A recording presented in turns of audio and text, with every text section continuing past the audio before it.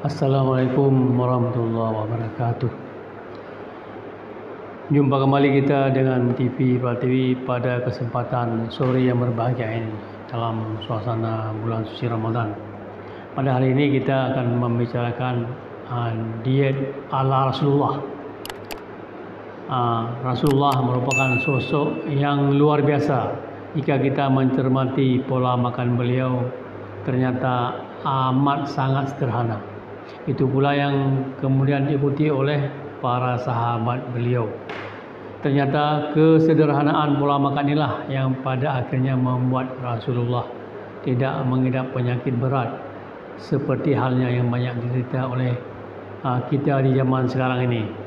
Konsep-konsep beliau inilah yang kemudian berkembang pada zaman sekarang yang diaplikasikan pada berbagai macam pola diet, yaitu sekarang berkembang bermacam pola diet. Ada diet keto, ada diet low carbo high fat, kemudian ada diet paleo dan diet-diet yang lain yang sekarang sangat banyak yang bisa kita pelajari. Kemudian salah satu penekanan pola makan Rasulullah adalah yang pertama adalah proses mengunyah makanan yang harus sempurna. Yang kedua adalah kombinasi makanan sederhana. Yang ketiga, volumenya tidak berlebihan. Jadi 3 konsep inilah yang merupakan diet ala Rasulullah yang dikembangkan sekarang menjadi diet-diet pada zaman modern. Jadi berkaitan dengan mengunyah, apabila kita mengunyah yang benar dan lama akan mampu memberikan efek kesehatan pada tubuh manusia. Hal ini telah dibuktikan dengan penelitian yang dilakukan. Penelitian tersebut melibatkan responden yang banyak. Hasilnya cukup signifikan. Ternyata mengunyah makanan dengan benar, tidak buru-buru, dalam jangka waktu yang cukup, mampu mengurangi jumlah kalori sampai dengan 70 kalori. Kemudian fungsi enzim dalam pencernaan akan bekerja secara optimal. Kemudian mengunyah makanan juga merupakan suatu rasa syukur kita untuk bisa menikmati makanan agak lama dalam mulut kita. Karena hanya di mulutlah makanan ini bisa kita nikmati. Apabila sudah kita telan, tentunya rasa dan cita rasa dari makanan tidak ada lagi. Jadi makanya jangan terburu-buru untuk menelan, dikunyah dengan sempurna dulu. Kemudian yang kedua, kombinasinya sederhana. Jadi Rasulullah makan atau pola dietnya, apabila memakan suatu makanan tidak mencampur dengan makanan dengan yang lain dalam waktu yang bersamaan. Misalnya jangan makan karbohidrat dalam waktu yang bersamaan dengan karbohidrat yang lain. Misalnya sekarang kalau kita makan nasi, tidak lagi makan kentang, tidak lagi makan ubi ataupun makan jagung.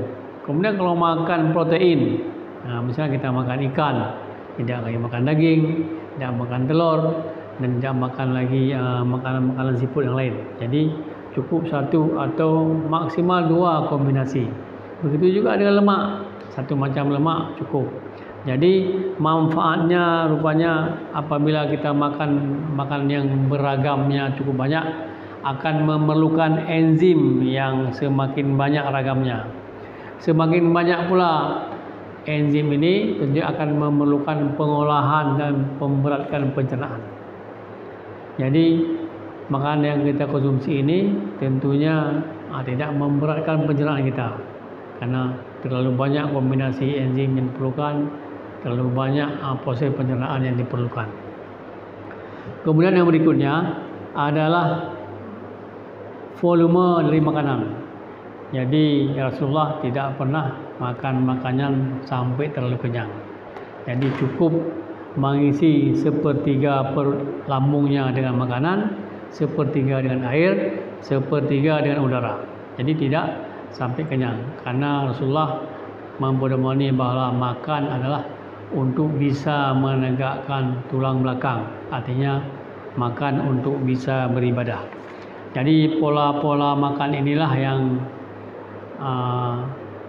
sekarang kita pelajari bahwa dengan mengunyah yang cukup akan memberikan efek cukup baik untuk pencernaan, sehingga juga kemudian dengan kombinasi yang sederhana, tidak berlebihan, kemudian volume tidak berlebihan. Jadi 3 hal ini tentunya akan bisa memperbaiki gangguan-gangguan pencernaan kita yang kita rasakan cukup banyak sekarang.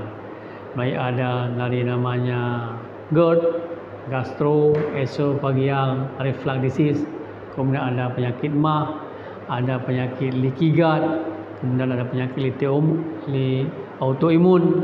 Ini juga sangat berhubungan dengan makanan yang kita konsumsi setiap hari.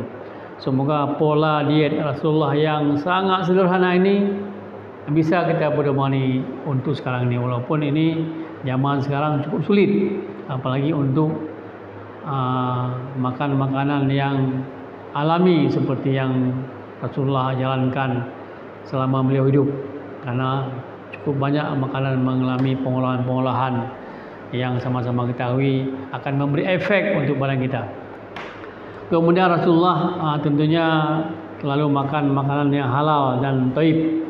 Jadi kalau halal jelas bahwa kita mengetahuinya bahwa kita dilarang makan makanan yang haram.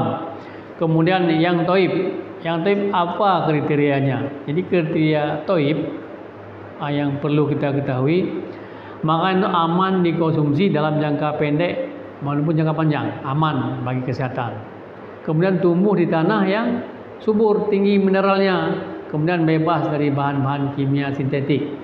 Kemudian makanan ini mendapat cahaya yang cukup dari matahari, kemudian tidak terpapar dengan logam berat dan mengalami pengolahan yang minimal. Jadi bahan-bahan makanan yang sekarang sering kita masukkan ke dalam saluran pencernaan kita seperti penyedap, pengawet, perasa, pewarna, termasuk gula pasir, produk olahan, makanan cepat saji, makanan instan, termasuk juga obat-obat kimia.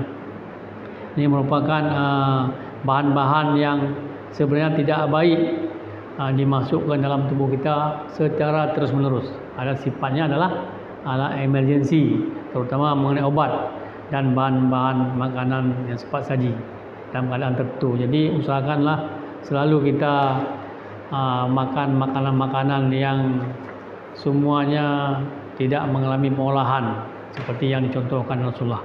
Mudah-mudahan ada manfaatnya. Pada kesempatan ini mudah-mudahan kita bisa menggali terus kelebihan-kelebihan pola makan dan diet Rasulullah untuk bisa kita terapkan pada zaman modern ini. Mudah-mudahan ini yang bisa saya sampaikan. Wabillahi taufiq wal hidayah. Assalamualaikum warahmatullahi wabarakatuh.